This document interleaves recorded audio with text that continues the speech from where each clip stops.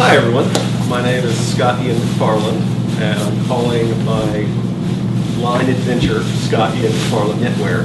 I'm a men's knitwear designer, and that's what I am attempting to launch. I'm pretty early on in the phase. It sounds like a lot of people are much further along than I am.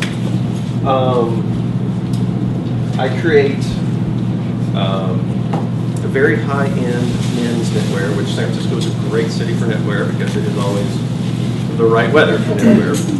And there's a lack of great knitwear in the men's market. It's mostly, just a gray sweater, very simple stuff, and I think men should be allowed to wear something much more interesting.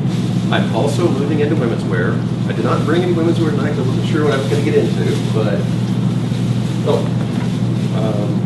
some of this stuff was part of my graduate collection.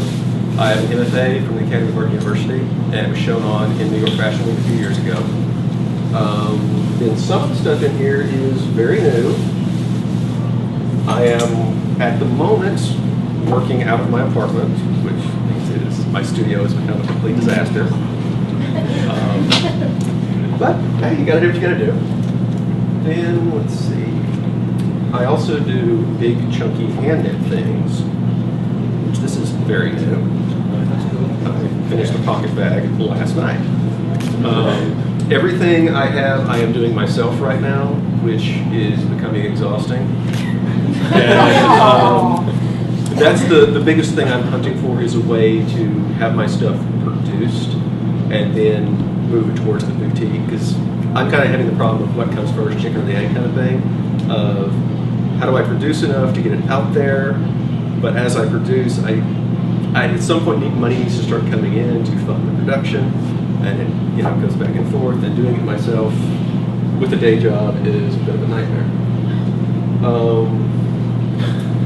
So yes, I'm doing it all myself, and yeah.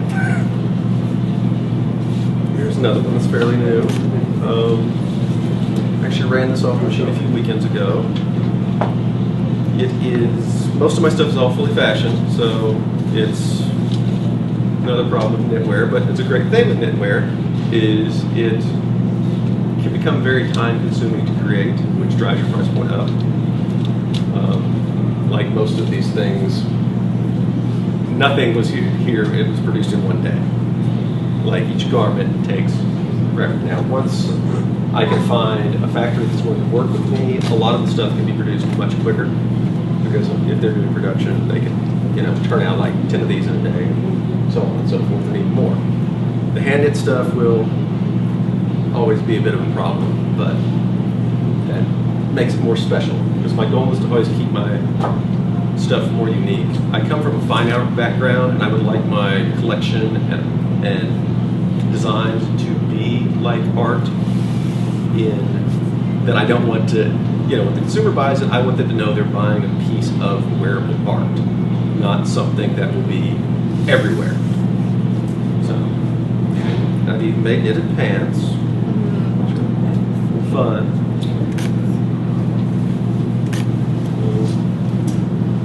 That's another pair of knitted pants, a bit more loud. It's more attention.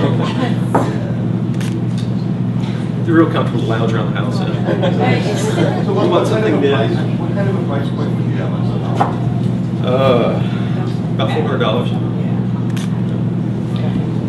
Yeah. And you're hand making those. That's well, a lot of this stuff is run off a stole machine, which I do have access to from where I went to school and being that I now teach there. When the students aren't in the way, I can get a little bit of my own stuff done. yeah. Which is rare because they're always there. I want to bring in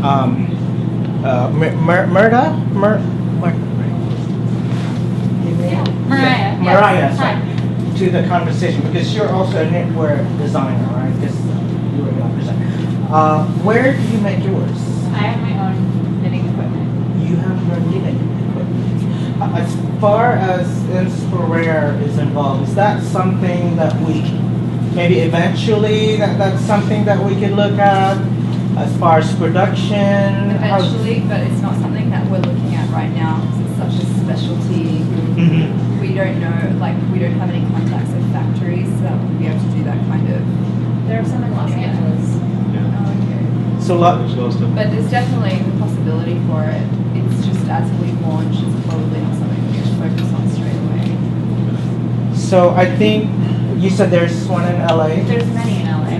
There's mine. Okay. I'm- So there you go. So I have a long-term vision of setting up my own factory here. Mhm. So I think we can bring up a conversation with Ms. Pereira and Another then thing work is, on it. designers, if you already have a factory in line for a special item, we can work with you. Yeah. Work with that Yeah. factory. Okay, so source it out. Yeah. No problem. There might Okay. be other solutions too. Sometimes think outside the box for stuff like this for the beginning. Okay. Okay. Audrey, any questions? Yeah, I'm curious, just really quickly, could you talk a little bit about the gray with the pink, that overlay, that it's got the pink underneath, it looks like? This or It's the gray sweater with the pink. this one? The other one.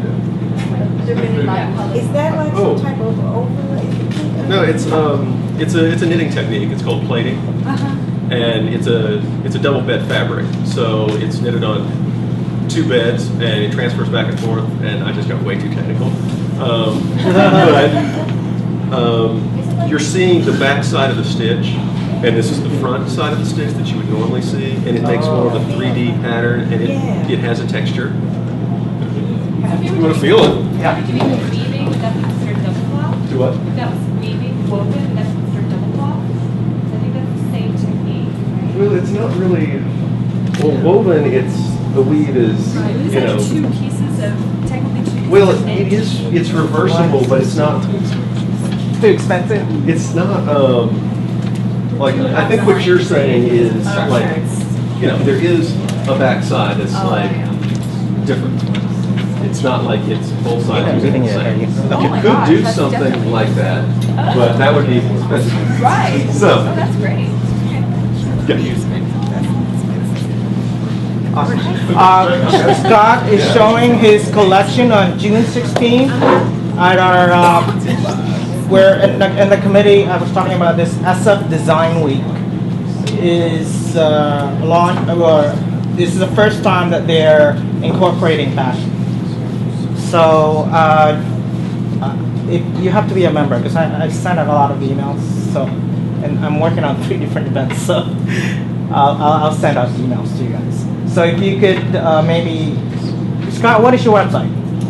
Scott McFarland. Mcfarland.com. Okay. Okay, Audrey, you're up.